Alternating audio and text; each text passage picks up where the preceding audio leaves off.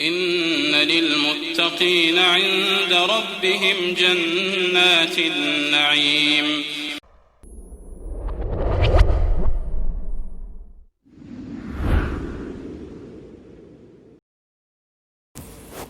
الحمد لله رب العالمين، والصلاة والسلام على المبعوث رحمة للعالمين وعلى آله وصحبه أجمعين. أما بعد، berkata Al-Allamah Abdurrahman Ibn Nasir As-Sa'di rahimahullahu ta'ala dalam kitabnya Jawami'ul Akhbar, Al-Hadith Al-Thani, hadith yang kedua, raddu ma laysa fil kitab was sunnah, menolak apa yang tidak terdapat di dalam Alkitab, yaitu Al-Quranul Karim dan As-Sunnah. An Aisyah radhiyallahu ta'ala anha qalat, dari Aisyah radhiyallahu ta'ala anha, beliau berkata, qala Rasulullah sallallahu alaihi wa ala alihi wasallam, telah bersabda Rasulullah sallallahu alaihi wa ala alihi wasallam, man ahdatha fi amrina hadha ma laysa minhu fahuwa raddun, wa fi riwayatin man amila amalan laysa alaihi amruna fahuwa raddun, muttafaqun alaihi. Hadis ini pada lafaz yang pertama, yaitu lafaz man ahdatha fi amrina hadha ma laysa minhu fahuwa raddun. Lafaz ini diriwayatkan oleh Bukhari dan Muslim, seperti yang disebutkan oleh Sa'di rahimahullah, muttafaqun alaih. Adapun lafaz yang kedua, yaitu man amila amalan laysa alaihi amruna fahuwa raddun, lafaz ini disebutkan dalam riwayat Al-Imamu Muslim dalam sahihnya. Hadis ini diriwayatkan oleh Aisyah bintu Abi Bakar radhiyallahu ta'ala anhuma. Keduanya adalah seorang yang jujur, As-Siddiqatu bintu Siddiq, Ummul Mukminin. Beliau adalah wanita yang paling dicintai oleh Nabi sallallahu alaihi wa alihi wasallam dari istri-istri beliau setelah Khadijah radhiyallahu ta'ala anha. Dan Aisyah radhiyallahu ta'ala anha satu-satunya istri Nabi sallallahu alaihi wa alihi wasallam yang dinikahi oleh Rasulullah dalam keadaan perawan. Dan Aisyah radhiyallahu ta'ala anha adalah seorang wanita yang faqihah, bahkan beliau adalah wanita yang paling faqih dari kalangan umat ini. Al-Hafidh Al-Dhahabi rahimahullah, beliau mengatakan, hiya afqahu nisa'il ummati 'ala al-itlaq. Beliau adalah wanita yang paling faqih dari kalangan umat ini secara mutlak. Az-Zuhri rahimahullah ta'ala mengatakan, law jumi'a ilmu Aisyata ila ilmi jami'i azwaj Nabi sallallahu alaihi wasallam wa jami'i ilmi nisa kana ilmu Aisyata akthar. Kalau seandainya dikumpulkan ilmu Aisyah lalu dibandingkan dengan ilmu seluruh istri-istri Nabi sallallahu alaihi wasallam dan seluruh ilmu para wanita, niscaya ilmu Aisyah radhiyallahu taala anha lebih banyak. Dan Aisyah radhiyallahu taala anha wafat di kota Madinah dan beliau dikuburkan di pekuburan Al-Baqi' pada tahun 58 Hijriyah radhiyallahu ta'ala anha. Rasulullah sallallahu alaihi wasallam mengatakan, man ahdatha fi amrina, man ahdatha, man barang siapa, ahdatha yang mewujudkan, mendatangkan sesuatu yang baru, yang belum ada contoh sebelumnya, yang belum ada pelaku sebelumnya, fi amrina, di dalam perkara kami ini, yaitu di dalam urusan kami ini, yaitu di dalam agama Islam, ma laisa minhu, apa yang bukan berasal darinya,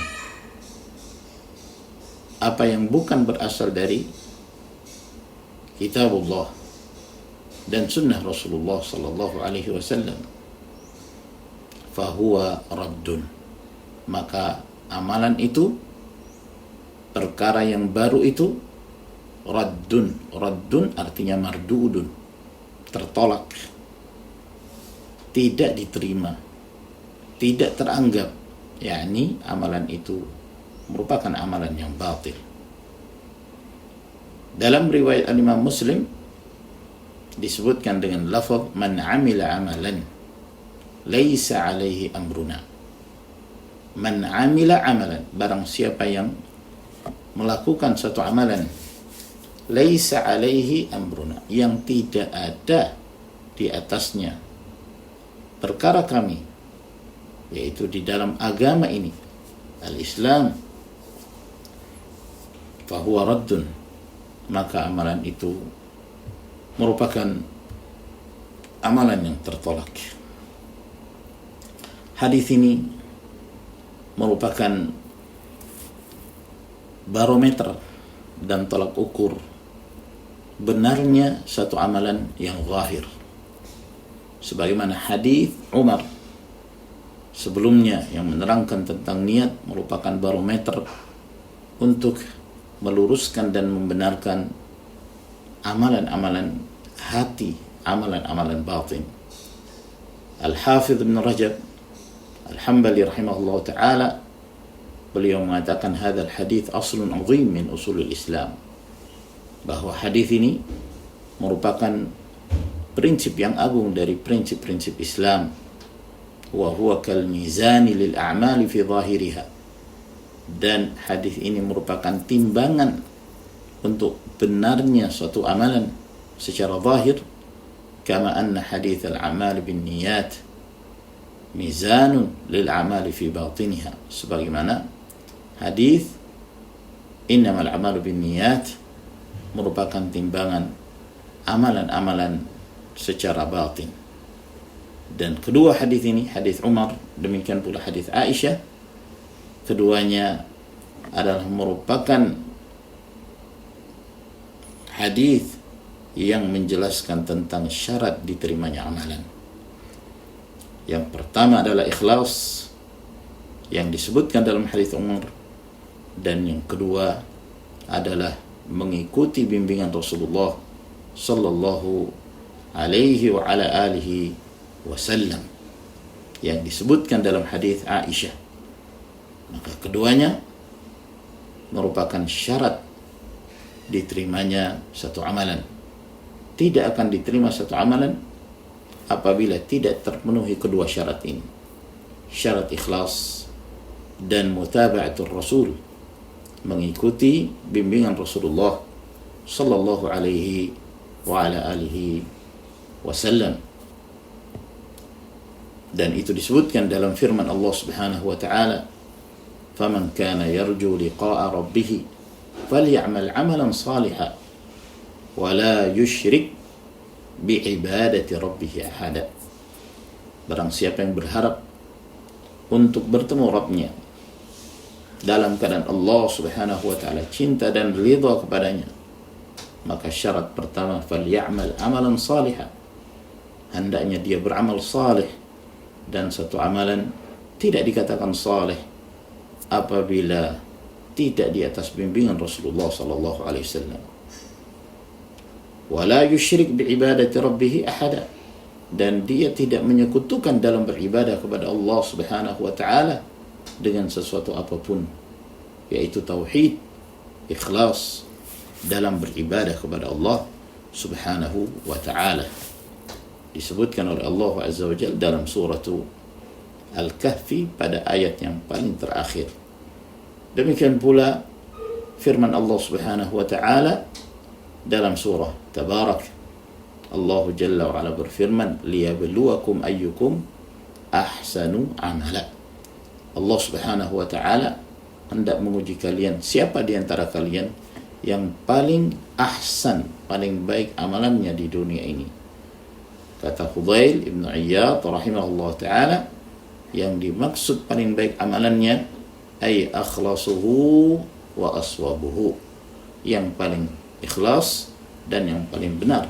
Akhlasuhu yaitu yang murni semata-mata hanya untuk Allah Subhanahu wa ta'ala, wa aswabuhu dan yang paling benar yang mengikuti bimbingan Rasulullah sallallahu alaihi wa ala alihi wasallam.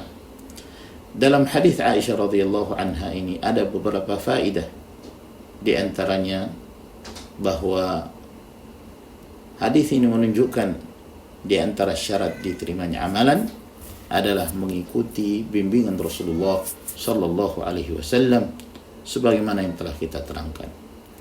Dan di antara faedah hadis ini menjelaskan bahwa Islam merupakan agama yang sempurna, tidak lagi membutuhkan penambahan, sebab Islam merupakan agama yang kamil, syamil. Apa saja yang dibutuhkan oleh umat manusia di dalam urusan agama mereka, Islam telah menjelaskannya. Dalam suratul Maidah, Allah Jalla wa Ala berfirman, al-yawma akmaltu lakum dinakum wa atmamtu alaikum ni'mati wa raditu lakumul Islam dinan. Pada hari ini aku telah sempurnakan untuk kalian agama kalian, dan aku telah cukupkan nikmatku atas kalian, dan aku telah ridha Islam ini menjadi agama bagi kalian.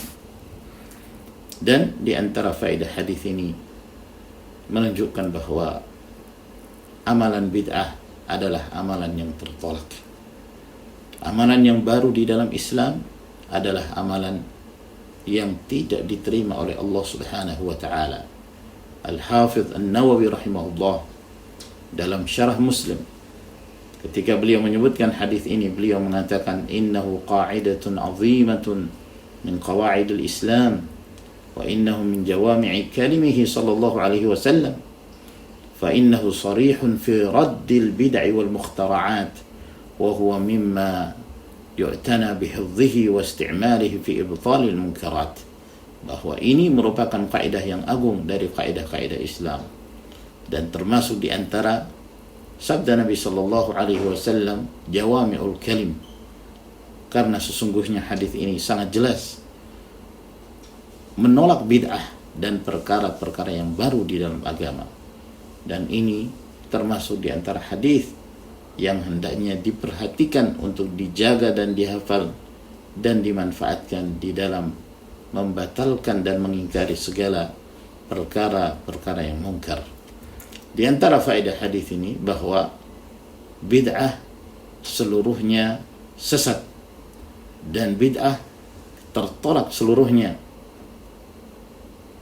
sebagaimana yang disebutkan oleh Rasulullah sallallahu alaihi wasallam pula di dalam riwayat yang lain, seperti dalam hadis Al-Irbad bin Sariyah yang diriwayatkan oleh Abu Daud dan At-Tirmidzi. Nabi sallallahu alaihi wasallam mengatakan, wa iyyakum wa muhdatsatil umur fa inna kulla muhdatsatin bid'ah, dan hendaknya kalian menjauhi perkara-perkara yang baru di dalam agama, karena sesungguhnya perkara yang baru itu adalah bid'ah. Dan dalam riwayat An-Nasa'i, Rasulullah sallallahu alaihi wasallam mengatakan, wa kullu bid'atin dhalalah wa kullu dhalalatin finnar, dan seluruh bid'ah itu sesat dan seluruh kesesatan itu di dalam neraka. Dan di dalam hadis ini juga merupakan bantahan bagi orang yang mengatakan bahwa di dalam agama ada bid'ah hasanah. Tidak ada satupun dari bid'ah di dalam agama Allah Subhanahu wa taala ini yang disebut bid'ah hasanah. Oleh karena itu, sebagian para sahabat Nabi sallallahu alaihi wasallam mengatakan, kullu bid'atin dhalalah wa in ra'aha an-nasu hasanah. Semua bid'ah itu sesat meskipun manusia menganggap itu sebagai satu kebaikan. Wa sallallahu ala nabiyyina Muhammadin wa ala alihi wa sahbihi wa sallama tasliman katsira wa akhiru da'wana anil hamdulillahi rabbil alamin.